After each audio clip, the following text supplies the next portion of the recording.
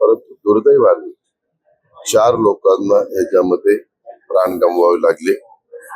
आज मात्र सांगायचं झालं, सकाळी 11 वाजेपर्यंत ICU मध्ये 8 वेगवेगळे सहकारी नागरिक त्याच्यामध्ये आहेत.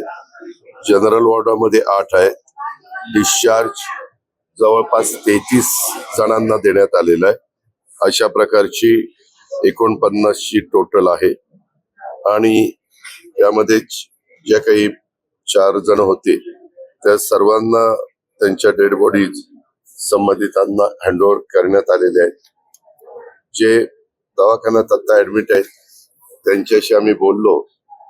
त्यांना त्यांचं म्हणणं की बाबा आम्हाला सगळं ज्या दवाखान्यात डॉक्टर, प्रशासनाचे अधिकारी सगळे आम्हाला मदत करतायत, कुठली काय आम्हाला अडचण नाहीये. फक्त ज्या गोष्टी राज्य सरकारच्या वतीनं जाहीर करण्यात आलेल्या आहेत त्या तातडीनं पूर्ण करण्यात याव्यात. आणि काही जण दिल्लीवरून आहेत तर त्यांचं म्हणणं की माझे पत्नी आणि माझे भाऊ हे त्यांना फ्रॅक्चर झालेलं आहे आणि ह्यांना तर दिल्लीला जायचंय, तर आम्हाला दिल्लीला कसं आम्ही जाणार, तिथं पण जायचंय इथं पण हे करायचंय. डॉक्टर म्हणले ह्या दोघांना 7 ते 8 दिवस लागतील. 7 ते 8 दिवस झाल्यानंतर त्यांना विमान आम्ही उपलब्ध करून देऊ. त्या विमानातनं जे 2 पेशंट आहेत की जे विमानात बसून दिल्लीपर्यंत जाऊ शकतील अशी प्रकारची परिस्थिती निर्माण होईल असं डॉक्टरांचं म्हणणं आहे. आज इथं जे ICU मध्ये ठेवलेले आहेत अजून 1 दिवस त्यांना ICU मध्ये ठेवावं लागेल. मग ते म्हणाले की आम्ही जनरल वॉर्ड मध्ये त्या ठिकाणी घेऊ किंवा स्पेशल वॉर्ड मध्ये घेऊ आणि मग बाकीचे उपचार डॉक्टर तर त्यांच्यावर व्यवस्थितपणे करतायतच.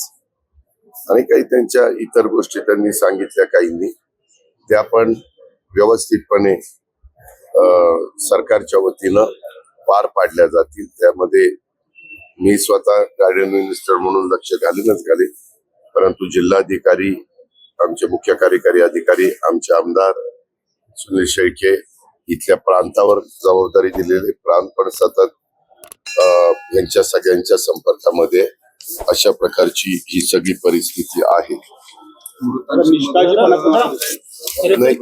बंदीचे आदेश काढले होते तरी देखील एवढ्या मोठ्या संख्येने लोक तिथे जमली, पुलाची दुर्घटना झाली, नेमकं प्रशासन कोण गांभीर्याने आज मंत्रिमंडळामध्ये देखील चर्चा झाली. पत्रकार मित्रांनो, कधी तुमच्या माझ्या महाराष्ट्रामध्ये मे महिन्यामध्ये मोठ्या प्रमाणावर पाऊस पडलेला आपण कधी पाहिलेला नव्हता.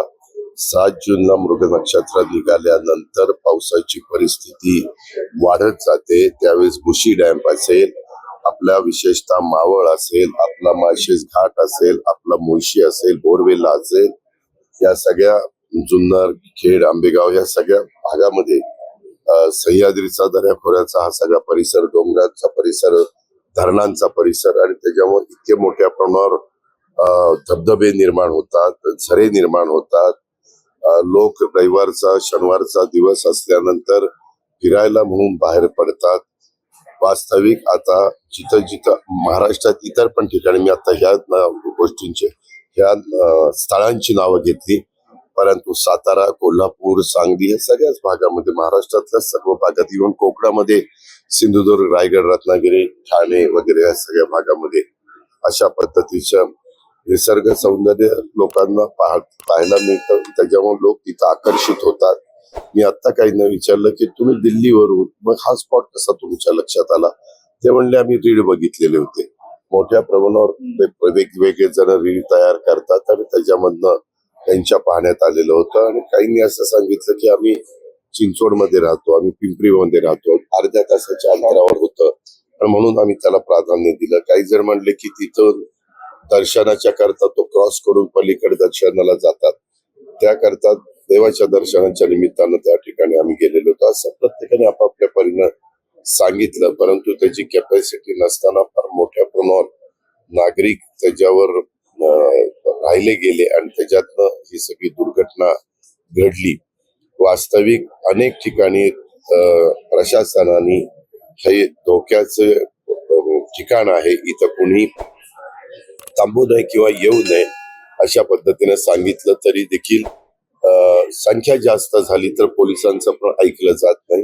कारण पोलीस देण्याच्या करता देखील मर्यादा आहेत. कारण ऍट ए टाइम पाऊस पडल्यानंतर सगळीकडेच पर्यटक तिथं भेटी द्यायला वाढतात आणि आपल्याकडे मे महिन्यात कधी पाऊस 100 वर्षात पडलेला नव्हता. म्हणजे जो 25 मे नाही, साधारण 20 मे पासून जो सुरू झाला, 20 पण 25 मेला तो जास्त पडला. 25 मेला तर काही भागामध्ये पत्रकार मित्रांनो तुम्हाला आश्चर्य वाटेल, त्या भागाची सरासरी 14 इंच आहे आणि त्या दिवशी 13 इंच पाऊस पडला. म्हणजे असा पाऊस जुनी लोक सांगतात 80-90 वर्षाची कधीच आम्ही पाहिलेला नव्हता. आणि जलसंपदा विभागाकडे आमच्या रेकॉर्ड असतं, तिथं पण आम्हाला ते पाहायला मिळालं. दुसरी गोष्ट, आज पुन्हा कॅबिनेटमध्ये याबद्दलची चर्चा झाली. याबद्दल माझ्याकडं लोकप्रतिनिधी सुनील शेळकेंनी पुलाची मागणी केलेली होती. त्या पुलाच्या करता पण मी मंजुरी दिलेली होती. टेंडर पण निघालेलं होतं आणि ते टेंडर मला वाटतं 2-3 दिवसातच फायनल होणार होतं. टेंडर 10 तारखेला त्याची वर्क ऑर्डर झाली. अशा प्रकारची परिस्थिती आहे. पण एक झालं की आता जिथं धोक्याची ठिकाण आहेत किंवा जिथे, जसं तुम्हाला माहिती आहे की ब्रिटिशांच्या काळामध्ये जे ब्रिजेस झाले त्याच्यामुळे जे ब्रिटिशांनी सांगितलं 100 वर्ष पूर्ण झाल्यानंतर त्यांचं पत्र येतं आमच्या PWD डिपार्टमेंटला की ह्या पूल बांधून 100 वर्ष झालेली आहेत. आता तो पूल वापराकरता, दळणवळणा करता, रहदारी करता योग्य राहिलेला नाहीये. आता स्ट्रक्चरल ऑडिट आपण करतो, इतर सगळ्या गोष्टी करतो. पण आज आम्ही निर्णय कॅबिनेटमध्ये असा घेतलेला आहे मुख्यमंत्र्यांच्या नेतृत्वाखाली की जे धोक्याचे पूल आहे आणि जे लोकांना वापरायला योग्यतेचे नाही, तिथं बोर्ड लावण्यापेक्षा ते काढूनच टाकायचे, ते ठेवायचेच नाही. कारण बोर्ड लावले तरी काही जण त्या बोर्डकडे दुर्लक्ष करतात, बोर्ड बाजूला फेकून देतात, आमच्या प्रशासनाचं कुणाचं ऐकत नाही वगैरे अशा पद्धतीनं ते त्या ठिकाणी करतात. परंतु ते तसं केलेलं आहे. आणि इथं पण प्रशासनाने सांगितलेलं होतं की इथं कुणी जाऊ नका, हे धोक्याचं आहे. पण मी मागाशी सांगितलं जसं भोशी डॅमला तुम्ही बघितलं असेल पत्रकार मित्रांनो, गाड्यांच्या रांगा 5-5, 6-6, 7-7 किलोमीटर लागतात. मध्ये देखील मागे असणारे पंकज देशमुखांना पण मी सांगितलेलं होतं की तिथं आपल्याला थोडं पायलटिंग करावं लागेल. आता तिथं गिल आलेले, गिल यांना पण SP-ना सांगितलेलं होतं की अशा गोष्टी कराव्या लागतील. आणि दोन्ही CP-ना सांगितलेलं होतं. उद्या आता पिंपरी चिंचवडमध्ये मुख्यमंत्र्यांनी आणि देहूला पण काही कार्यक्रम आहे, त्याच्यावर मुख्यमंत्री महोदय येणारच आहेत. पण ह्या सगळ्याच्या संदर्भामध्ये ही घटना अतिशय गंभीरतेने घेऊन हे जे आज ज्यांच्या पेशंटशी आम्ही बोललो ते सगळे म्हणले प्रचंड गर्दी होती. आम्हाला असं वाटलं की आम्ही तिथं आता अलीकडे जाऊ, परंतु मधी बोजा इतका वाढला, इकडचं ते कॉन्क्रीटचं ते सगळं तुटलं, त्याच्यावर ते मधी गेलं. पहिल्यांदा तर अशा पद्धतीची माहिती मिळाली की खूप मोठं जीवितहानी तिथं झालेली असावी. परंतु नंतर तो अंदाज येत गेला आणि नंतर या सगळ्या गोष्टी निवळत गेल्या. पण तुम्ही खरोखरीच सांगतो, ह्याच्याकरता आम्ही जी कमिटी केलेली आहे जिल्हाधिकाऱ्यांच्या अध्यक्षतेखाली, त्यामध्ये जिल्हाधिकारी आहेत, आमचे उपवन संरक्षक ते एक आहेत, पोलीस उपायुक्त गुन्हे शाखेचे आहेत, अधीक्षक अभियंता PWDचे आहेत, अधीक्षक अभियंता पाटबंधारे जलसंपदा विभागाचे आहेत आणि आमचे निवासी उपजिल्हाधिकारी हे त्या ठिकाणी त्याचे सदस्य सचिव असतील. अशा प्रकारची ही आमची कमिटी आहे. कमिटी आम्हाला लवकरच अहवाल देईल आणि हा पूल कोसळण्याच्या दुर्घटनेचं गांभीर्य लक्षामध्ये घेऊन हे तातडीनं पावलं उचललेली आहे आणि तो अहवाल आल्यानंतर त्याच्या संदर्भात पुढच्या काही ज्या गोष्टी त्यांच्या शिफारसी असतील त्या प्रकारे सरकार जाण्यासाठी काही आचारसंहिता असली पाहिजे किंवा धोरण केलं पाहिजे.